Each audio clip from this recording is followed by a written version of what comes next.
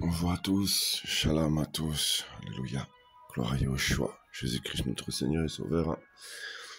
J'aimerais aujourd'hui partager un passage que nombreux malheureusement prennent à la légère. Nombreux en fait prennent ce passage, c'est comme même beaucoup de passages en fait.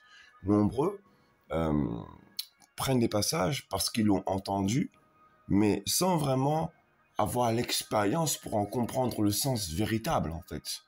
Nombreux en fait connaissent la parole et on ressasse des versets parce qu'on les a entendus, c'est tout.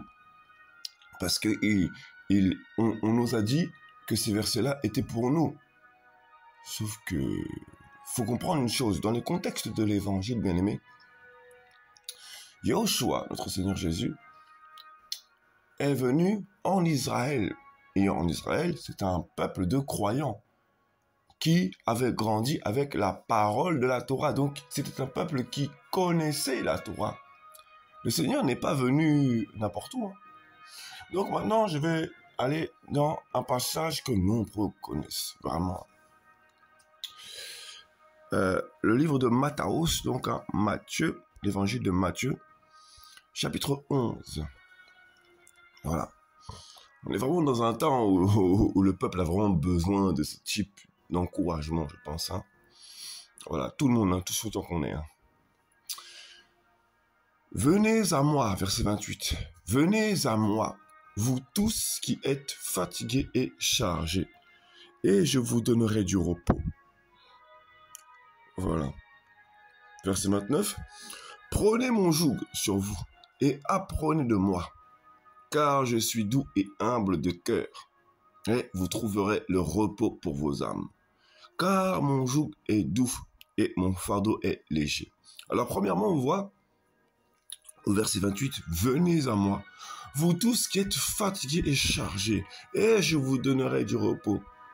Comme je l'ai bien précisé dès le départ, il s'adresse à des Hébreux, à des Juifs, lorsqu'il dit ça. Il ne s'adresse pas à des âmes qui viennent d'arriver au Seigneur. Non, c'est pas une promesse qui dit comme ça à des âmes qui souffrent. Non. Vous voyez le contexte de la parole, bien-aimé, le contexte de la parole, il faut comprendre une chose. Dans le contexte de la parole, le Seigneur s'adresse à des âmes qui ont grandi dedans, en fait. Voilà pourquoi, lorsqu'on arrive au Seigneur, on souffre, on ne comprend pas. Mais où sont tes belles promesses? Si seulement vous expliquez bien les contextes et qu'on arrêtait de vous faire croire du rêve. Ah bah ouais, on est dans un temps où on nous vend du rêve, donc... mais je pensais pas que la vie dans le Seigneur était aussi dure. Ben oui, mais c'est fait pour, justement. Bref, gloire au Seigneur. Bah ouais, on nous ment tellement. C'est-à-dire qu'on nous explique pas vraiment les contextes. On veut tellement amener des âmes au royaume qu'on fait croire que tout est beau, tout est magnifique, alors que non, justement. Tu crois vraiment que toi, qui a accepté l'appel pour connaître ta mission, le diable va te laisser comme ça? Mais non! Tu étais un membre, une membre de son armée. Attends, tu crois encore? Bref. Venez à moi, vous tous qui êtes fatigués et chargés, vous tous qui êtes fatigués. Ah bah oui, parce que dans le Seigneur, en fait, le Seigneur est là pour nous dépouiller. C'est ça l'évangile, en fait, il est là pour nous dépouiller. Le message, c'est le renoncement à soi-même. C'est ça le message de l'évangile, c'est le renoncement à soi-même. Ça, faut bien le comprendre. Ah oui. C'est pas vous aurez tout, vous êtes bénis, mais vous êtes bénis lorsque vous me laissez faire. C'est là où vient la bénédiction. Lorsque vous me laissez croître, c'est là où viendra votre bénédiction. Voilà, vous tous qui êtes fatigués, venez à moi. Et regardez bien, un autre passage, vraiment, il n'y a pas plus concordant comme passage, je pense. Jean, chapitre 3. On va aller dans ce passage-là. Jean, chapitre 3. Parce que nombreux aiment bien les beaux passages qui cajolent, qui font du bien, qui rassurent, mais ils veulent pas aussi les contextes qui vont avec. C'est pour ça qu'il y a beaucoup d'âmes qui meurent après. Ah ouais, Voilà. Et voici le jugement. Jean chapitre 3, autant pour moi, on va prendre à partir du verset Parce que nombreux aiment le passage, car Elohim a tant aimé le monde qu'il a donné son Fils unique, afin que quiconque croit en lui ne périsse pas, mais qu'il ait la vie éternelle. Ouais, mais il y a un contexte pour avoir la vie éternelle aussi. Hein. La vie éternelle, elle est donnée à ceux qui reçoivent Jésus, Yahushua, mais il doit croître pour qu'on reçoive la vie, pour qu'on puisse croître éternellement, spirituellement, bien évidemment. Eh ben, il faut le laisser croître. Oui, c'est ça la vie éternelle, c'est de le laisser croître. La mort à soi-même. Plus on va mourir à soi-même, à nous-mêmes, plus il va prendre de la place en nous, et plus nous allons voir, plus nous allons comprendre. C'est ça la vie éternelle, tout simplement. Ah oui. Parce qu'il nous prépare au ciel éternel, l'éternité. Il nous prépare pour la vie de l'éternité. Voilà. Donc verset 17, car Elohim n'a pas envoyé son Fils dans le monde pour qu'il juge le monde, mais pour que le monde soit sauvé par son moyen. Voilà, donc il parle d'un monde qui soit sauvé. Parce qu'en fait, on périt. Et en fait, c'est ça, en fait, l'évangile, c'est de périr. On doit périr. On doit mourir pour qu'ils puissent vivre. Et ça, nombreux ne le comprennent pas. Ah oui. Donc voilà. Celui qui croit en lui n'est pas jugé. Vous voyez, celui qui croit. Le mot croire, hein, ça vient du grec pisios. Je l'avais déjà partagé. Qui signifie en fait être persuadé.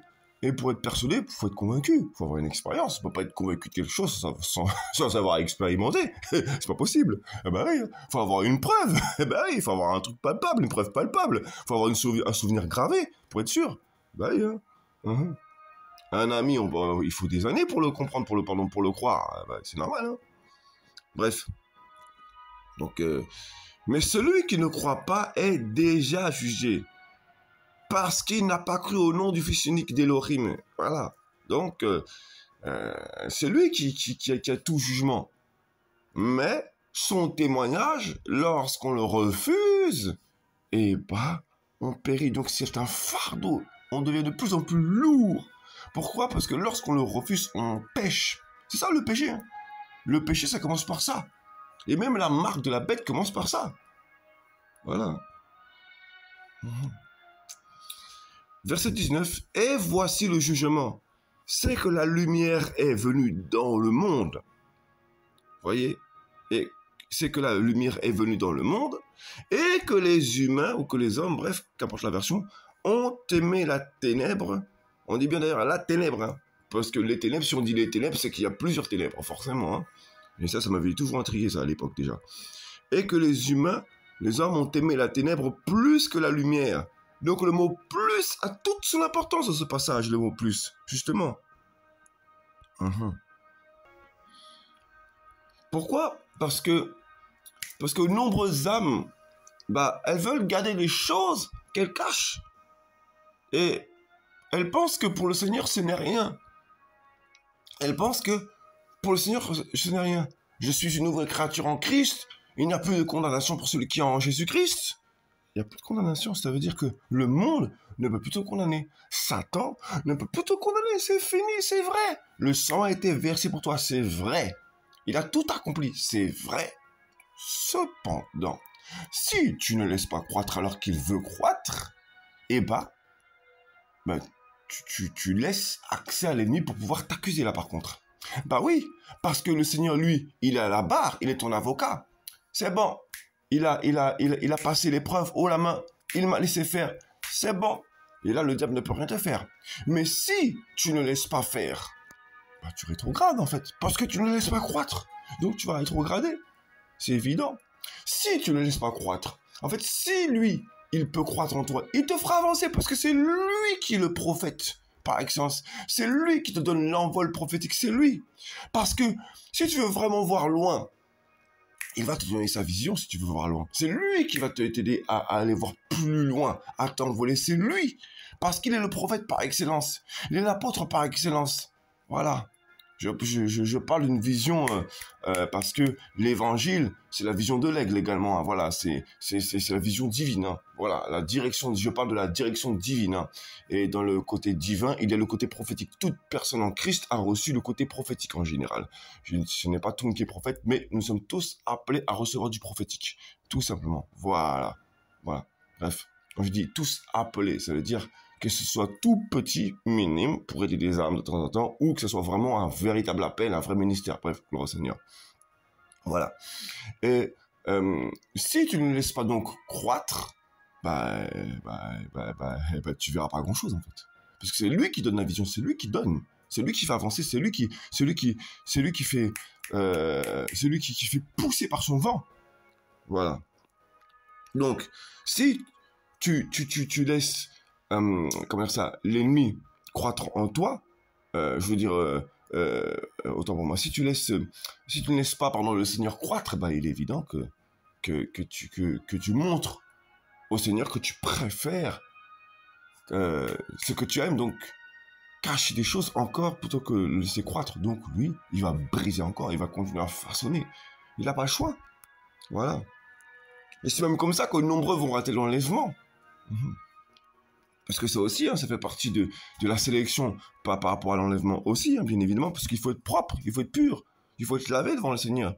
Et ça, c'est une manière d'être lavé. Parce qu'il nous lave de notre personne, de notre vieil homme. Voilà. Le jugement, c'est que la lumière est venue dans le monde et que les humains ont aimé la ténèbre plus que la lumière. Car leurs œuvres étaient mauvaises, vous voyez ? Leurs œuvres sont mauvaises. L'œuvre de l'être humain est mauvaise. Pourquoi ? Parce qu'il préfère marcher avec ce qu'il a, alors que pourtant, ce que tu as, ça te rend lourd. Ouais. Quiconque, verset 20, car quiconque pratique le mal est la lumière, ou haït la lumière, bref, et ne vient pas à la lumière, de peur que ses œuvres ne soient exposées, vous voyez. Et il dit, hein, dans Matthieu 11, 28, venez à moi, et là c'est marqué, quiconque pratique le mal est la lumière, et ne vient pas à la lumière, il ne vient pas, donc c'est volontaire. C'est volontaire. Et il y en a plein comme ça. Pourquoi ? Parce qu'on leur explique mal l'évangile. Parce que les enseignants de notre temps, excusez-moi, soit ne sont même pas appelés à ça, soit sont des faux enseignants. Enfin oui, en général, si on n'est pas appelé à ça et qu'on le fait, c'est qu'on est faux. Mais ils ont été établis n'importe comment, quoi. Voilà. Il n'y a pas eu d'expérience. Voilà. Ils sont intéressés, ils veulent absolument servir parce qu'il y a le zèle. Et c'est magnifique. C'est vraiment magnifique. C'est bien. Mais est-ce qu'on t'a appelé à ça même ? Et c'est pour ça qu'il y a plein de... Et après, du coup, on va les former. Du coup, ils finissent formatés. On leur donne une forme qui ne leur correspond pas, que le Seigneur ne leur a jamais donné. Et du coup, ils sont orgueilleux, plein d'orgueil, quoi. Et ils veulent absolument tout contrôler. Ils disent des doctrines qui ne sont même pas bibliques. Voilà. Et ils s'en égarent beaucoup. Du coup, les âmes ne comprennent pas du tout pourquoi ils souffrent. Pourquoi ? Parce que on leur fait croire que le monde dans le Seigneur, c'est magnifique. Alors oui, c'est magnifique. C'est vrai, c'est magnifique. Il y a tellement de témoignages. C'est vrai.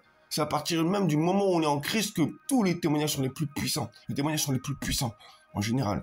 Parce que c'est là où on voit toute sa magnificence, toutes ses merveilles, justement, toutes ses gloires, tout ce qu'il a accompli, tous ses témoignages. Mais voilà, quoi. Je veux dire, faut dire la vérité aussi. Voilà. Mais celui qui agit, verset 21, mais celui qui agit selon la vérité vient à la lumière. Vous voyez un peu comment les versets concordent les uns les autres. Mais celui qui agit selon la vérité vient à la lumière, afin que ses œuvres soient manifestées. Parce qu'elles sont faites en Elohim. Donc c'est en venant, venez à moi, vous tous qui êtes fatigués et chargés. Donc, lorsqu'on est fatigué, lassé, c'est parce que on se sert de l'évangile du Seigneur, on se sert de sa charge, mais sans venir d'un cœur entier, sans tout reconnaître, sans reconnaître tout ce qu'il y a à reconnaître. Du coup, il ne peut pas agir entièrement, parce que ce que nous avons, ça vient de lui, mais nous ne voulons pas tout lui donner. Alors il dit, ok, on va laisser faire, et puis il va comprendre au fil du temps. Et puis, voilà, hein. C'est malheureux, hein. C'est malheureux. Voilà. Hein. Donc, voilà, et encore, en allant plus loin, celui qui croit, verset 36, attendez, verset 35 plutôt. Le Père aime le Fils et il a remis toutes choses entre ses mains. Donc il a tout pouvoir. Verset 36. Celui qui croit au Fils, donc celui qui est convaincu, celui qui est vraiment persuadé parce que voilà, il a confiance, quoi, a la vie éternelle. Voilà. Donc il a la vie même céleste en lui, il a la vie du ciel. Voilà. Il ne mourra pas. Ou alors même, à chaque fois qu'il sera trop lourd pour lui, il va lâcher, il va reconnaître, il va comprendre qu'il y a un péché, il va comprendre, il va reconnaître, il va confesser. Et là, le Seigneur va le décharger. Et il deviendra comme illuminé, éclairé encore plus. Il finira léger, un poids va sortir de lui et il verra plus loin. Voilà, parce qu'il va reconnaître. Tout simplement, c'est un poids qui lui est retiré. Et là, il peut porter beaucoup plus facilement la charge.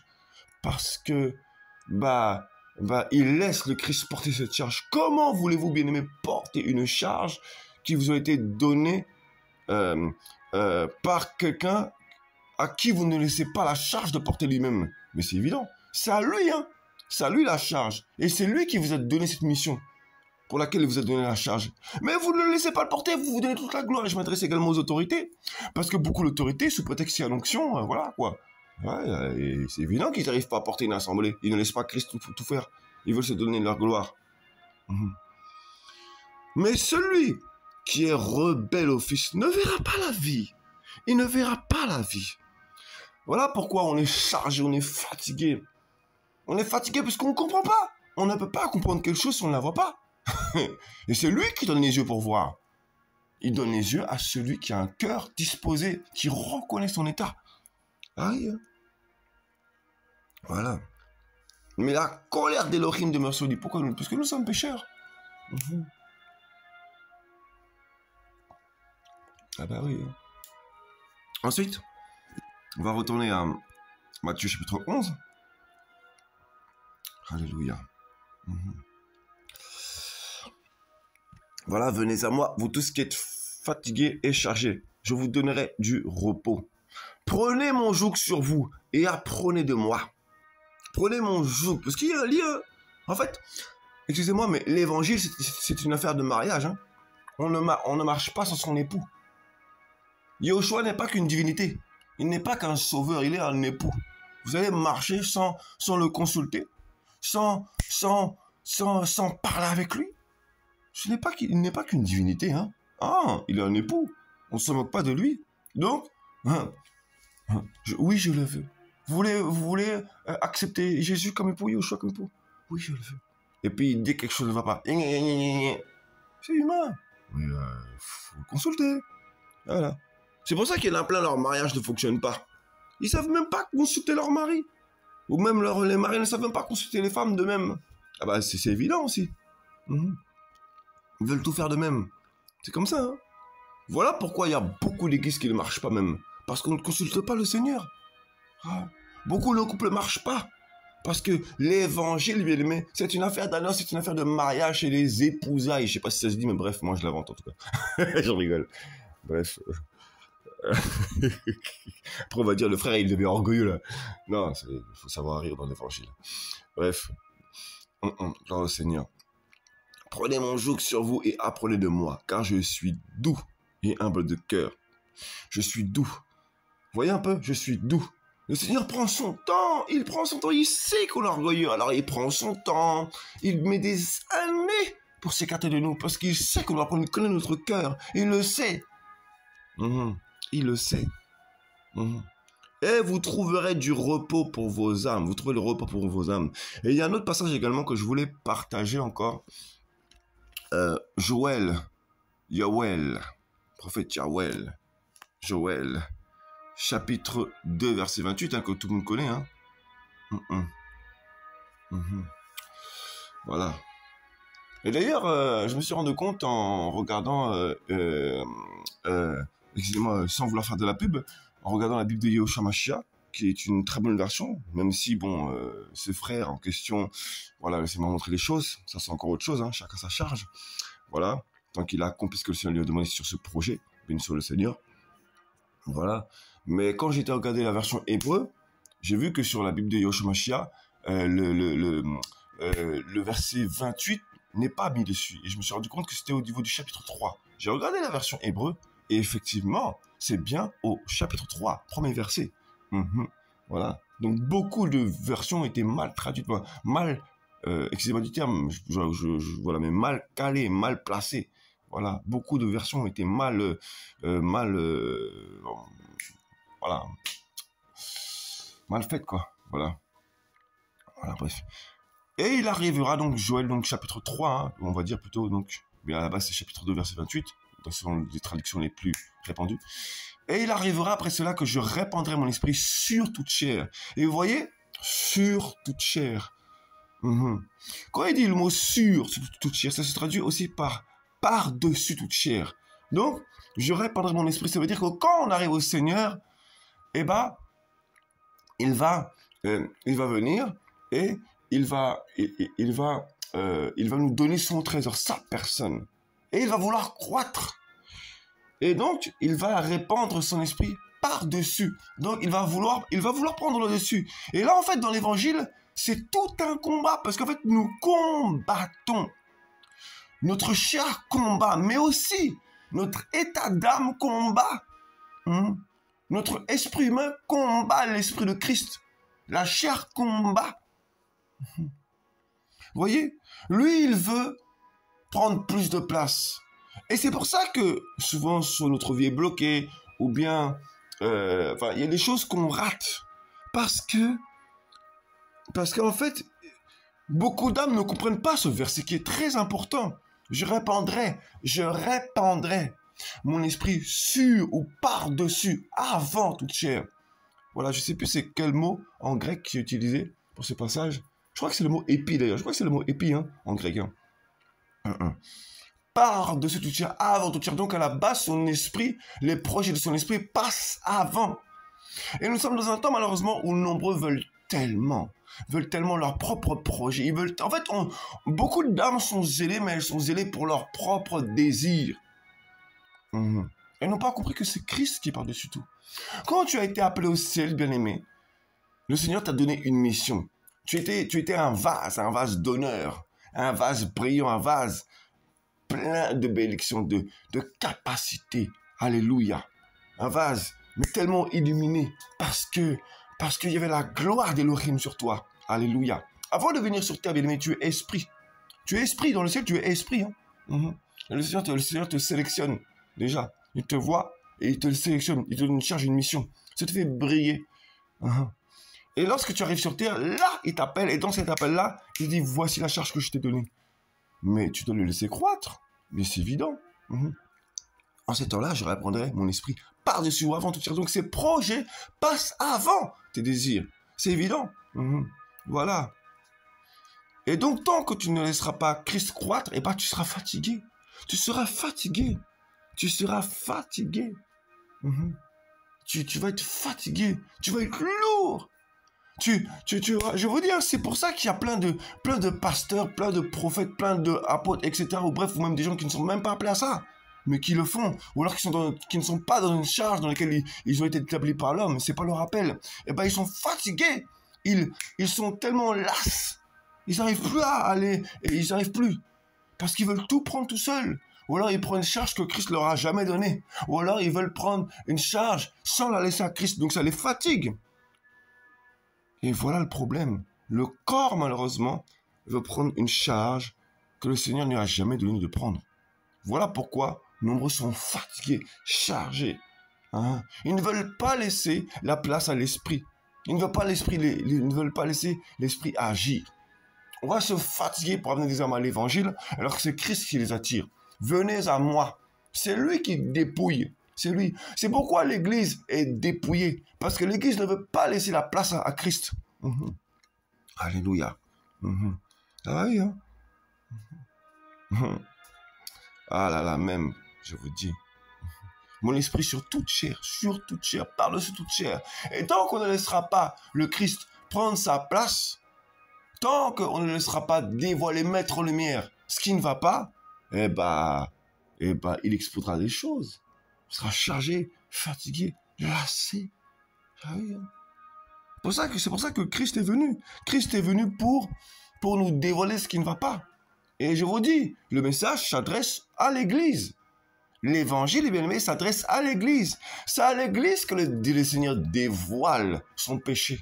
C'est à l'Église, premièrement, parce que le Seigneur est venu premièrement en Israël, pas dans les nations. Hein. Ah oui. Vous qui avez reçu la Torah, c'était quoi le message? C'était ça, vous qui avez reçu la Torah. C'est à vous de propager le message.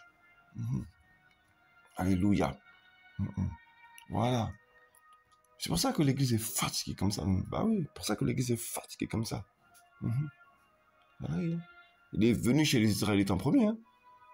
Voilà. Donc le message, venez à moi, vous tous qui est fatigué et chargé, ça veut dire, laissez-moi croître. Je vous ai donné une charge, mais c'est moi qui m'occupe de la charge.